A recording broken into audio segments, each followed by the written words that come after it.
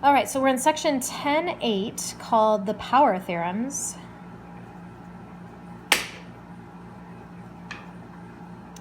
And we've been talking most of this time about the angles. We're going to transition and talk about segments in this section. So when you've got a situation, let's say you've got a secant and a tangent. I'll label these points A, B, C. So, and D. So the secant's broken into two parts, AB and BD. The tangent is just CD. And these guys are proportional. You could draw lines in and create triangles that would be similar. And so then these segments would turn out to be proportional. So it works like this. If you can remember, whole times outside equals whole times outside, you got yourself made here for these. So the whole secant is AD times the outside is BD equals the whole segment down here is CD times the outside is actually also CD in this case. So you've got proportions. Again, if triangles had been drawn in, these triangles would be similar, and then you could do a proportion, and then the means extremes product theorem would give you this. And so this is called, because this is a secant and a tangent, it's called the tangent secant power theorem. Tangent secant power theorem.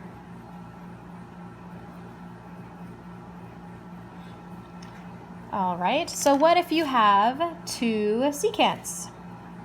Guess what? Same rule applies. So A, B, C, D, E. Again, it's whole times outside equals whole times outside because we have similar triangles. You know, if you drew in lines like so and like so, you'd have these two similar triangles. So whole for this secant is AC times the outside would be BC equals the whole for this secant would be EC times the outside would be DC. Again, similar triangles, so you'd set up proportions. Means extremes product theorem would yield this every time. And since this is a secant and a secant, guess what this is called? The secant power theorem.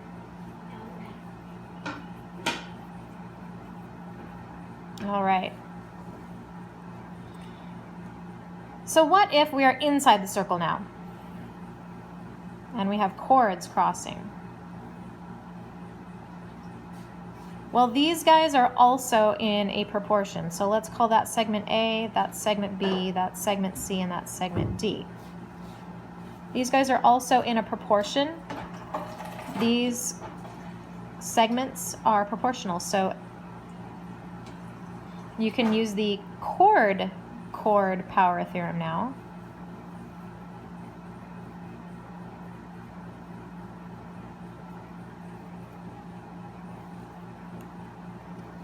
And the chord power theorem says that A times B equals C times D. And that is all you need to know today. I'll do a couple examples for you. If that makes you feel better, but I think you'll find this a very simple section. Here we go. Let's find X and Y and Z. It's supposed to be and. There we go. So here we go.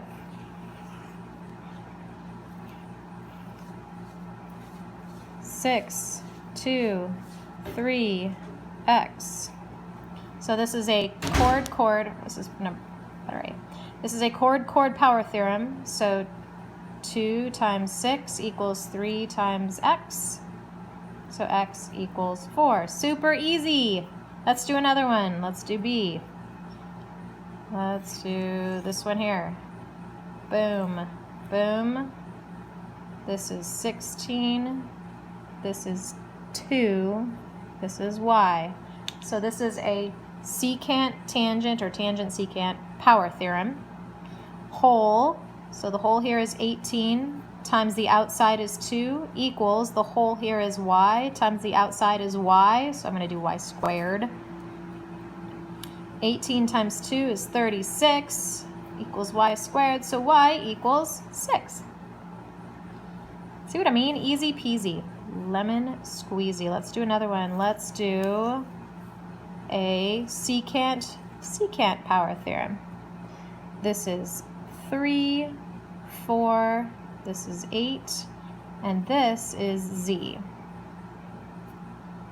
So again, we're going to do the whole z times the outside part is 3 equals the whole here is 12 times the outside part is 4. So 3z equals 48. So z equals 16. Okay, last one, last example. All right, so the tangent segment of PT, so we need a circle and we need a tangent. That's T, that's P. This tangent segment measures 8 centimeters. The radius of the circle is 6. Find the distance from P to the circle. So we've got, there's the center right there. S here.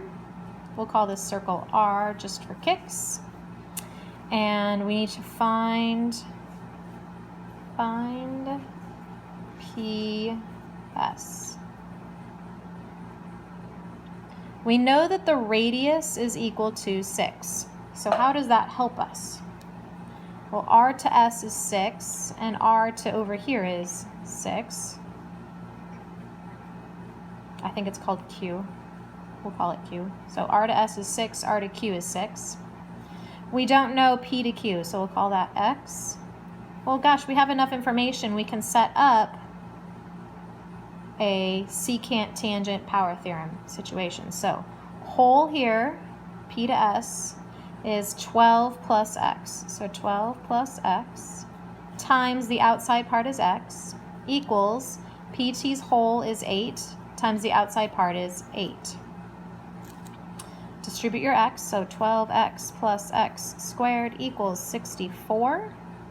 Oh, quadratic and linear, that tells me set it equal to 0. Let's try factoring. So x squared plus 12x minus 64 equals 0. Factors of negative 64 that add to equal 12. If you're really good, you might find negative 4 and 16 to be an option. So x minus 4, x plus 16 equals 0. So x equals 4 or x equals negative 16. We're talking about the length of a segment here, so we can eliminate negative 16 in this instance. The question's asking you to find PS. So PS equals the x segment plus the diameter, so plus 12. So P to S is equal to 16. Okay. And I think that ends section 8.